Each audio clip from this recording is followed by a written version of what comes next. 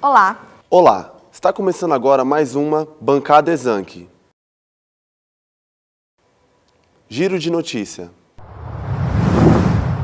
Pesquisa aponta perfil de inadimplência no comércio carioca. PIB brasileiro recua 5,4% no primeiro trimestre, comparado ao mesmo período do ano passado. Escala de desemprego acelera a desigualdade de distribuição de renda. E hoje estamos aqui com o professor Manuel Henrique Garcia, presidente da Ordem dos Economistas, mostrando para a gente a opinião dele em relação ao assunto abordado aqui na bancada. A escala de desemprego tem produzido um efeito adverso na distribuição de renda do país. Após anos de queda contínua, a desigualdade, que é a distância entre ricos e pobres, voltou a crescer com força no primeiro trimestre deste ano. Desde o início do segundo mandato da presidente afastada Dilma Rousseff, em 2015, a desigualdade entre os que compõem as forças de trabalho, os desempregados e ocupados, aumentou quase 3%. É bastante para um indicador que varia pouco ao longo do tempo.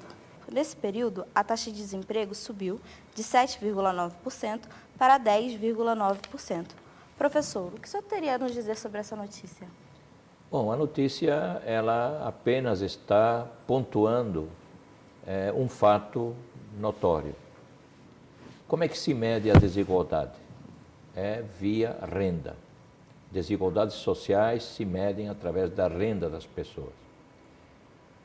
As pessoas, classe média, empregadas, os ricos que estão empregados, eles estão mantendo o seu patamar de renda.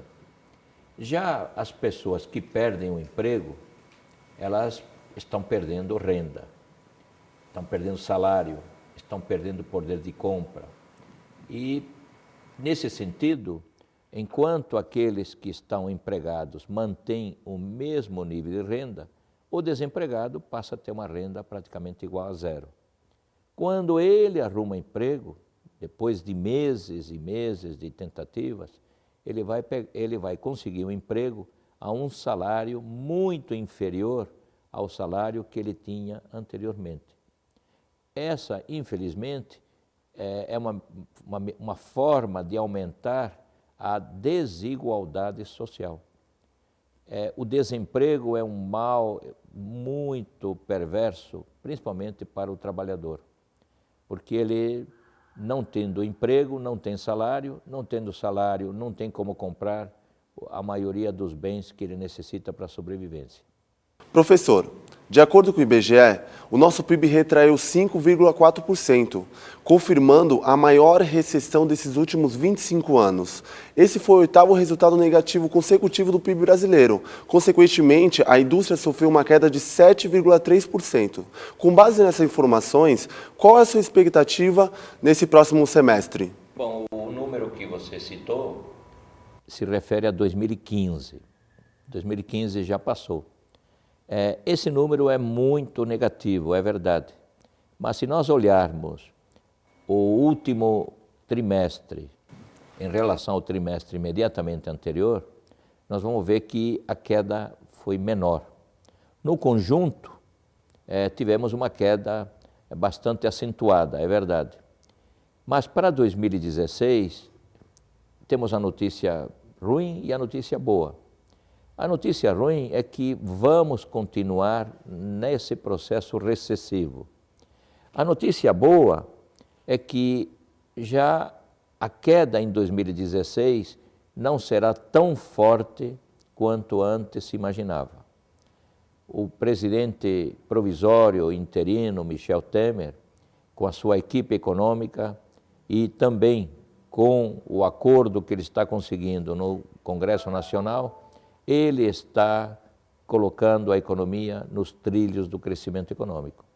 Tanto é verdade que estamos numa expectativa para 2017 de crescimento, por enquanto, igual a 1%.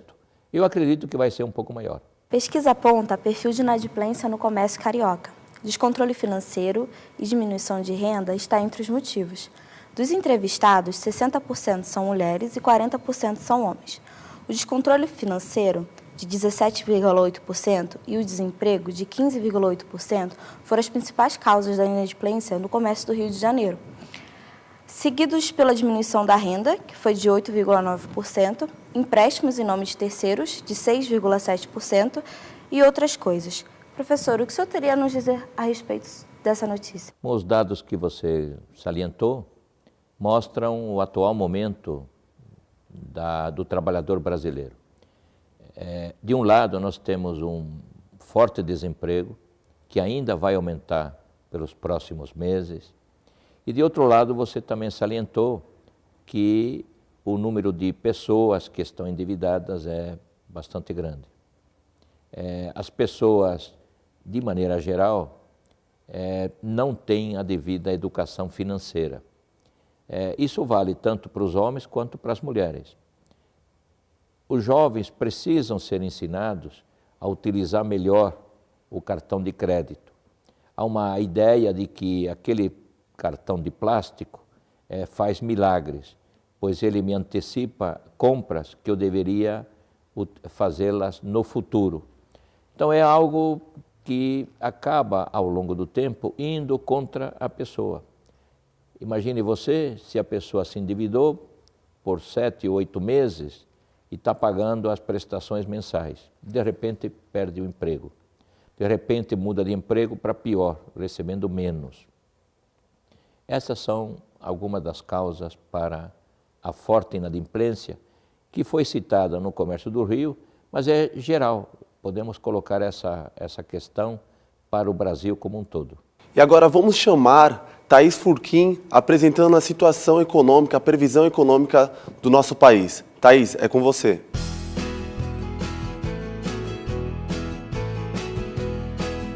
Olá, Robson Brandão. Então, nossa inflação está acumulada em 12 meses. Vamos começar pela região sudeste. No Rio de Janeiro, a taxa teve 8,66%. Já em São Paulo foi 9,10%. Na região do Nordeste, Fortaleza teve 10,22%. Foi uma das maiores taxas, né, do país. No Centro-Oeste, em Brasília, teve a menor taxa do país, 7,48%. Já no Sul, Porto Alegre, 9,84%, somando uma média de 8,98%. É com vocês, bancada.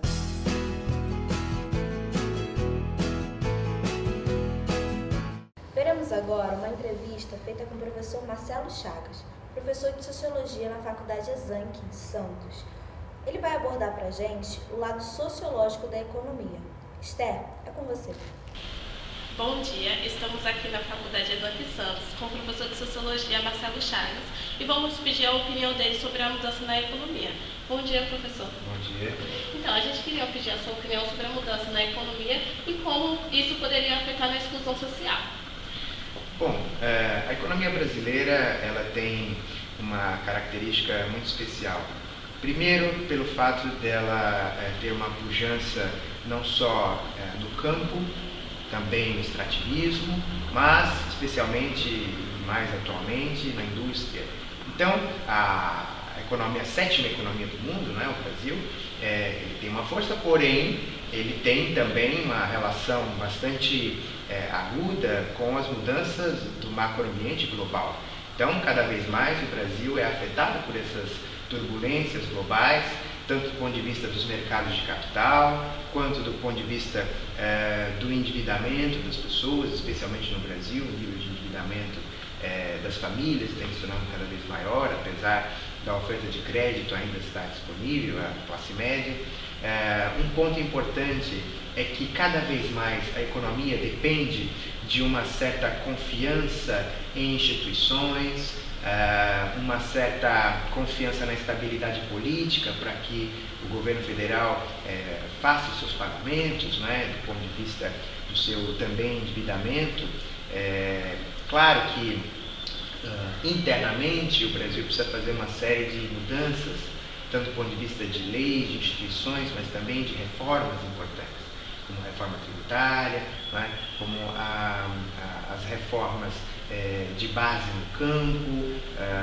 Muito se discute também reformas trabalhistas, e nesse sentido, não só tentar acompanhar os limites globais do avanço do capitalismo, mas também poder fazer sua lição de casa e ajustar certas desigualdades históricas, não é, importantes, para que os mercados tenham mais estabilidade do ponto de vista do consumo, do ponto de vista da justiça no trabalho. Então, são várias as questões que, de alguma maneira, interconectadas, podem, num futuro bem próximo, contribuir para uma nova estabilização e talvez um crescimento mais continuado da economia brasileira. E qual seria a sua expectativa para o próximo semestre deste ano? Bom, eu acho que nós estamos passando por um período econômico e político ainda de muita indefinição, de muita incerteza, de muita turbulência. É claro que as famílias precisam, especialmente classe média e a nova classe média, recuperar o seu poder de compra, recuperar-se de um endividamento nos últimos anos. A indústria tem recuado do ponto de vista da oferta de produtos industrializados. Isso encarece produtos, isso cria um risco de desemprego, desabastecimento em algumas áreas que a gente já está vendo. Então, de fato, eu acho que ainda para o próximo semestre, talvez para o próximo ano, tenhamos um perfil de recuperação lento, muito em função das incertezas políticas e muito em função também de uma relação que o Brasil tem com os outros mercados globais, especialmente Estados Unidos, a influência cambial, as importações e exportações. Então, de fato, acho que não podemos esperar uma recuperação rápida, e sim um processo lento e muito dependente de reformas políticas e de reformas de leis e de instituições no Brasil. Obrigada, professor. Agradecemos a sua participação. Bancada, é com vocês. Gostaria de agradecer agora o espaço cedido pela Ordem dos Economistas. Gostaria de agradecer a Stephanie, o professor Chagas, da Exanc Santos, a Thaís, a Cláudia e especialmente ao presidente da Ordem dos Economistas, Manuel Henriques Garcia. Muito obrigado.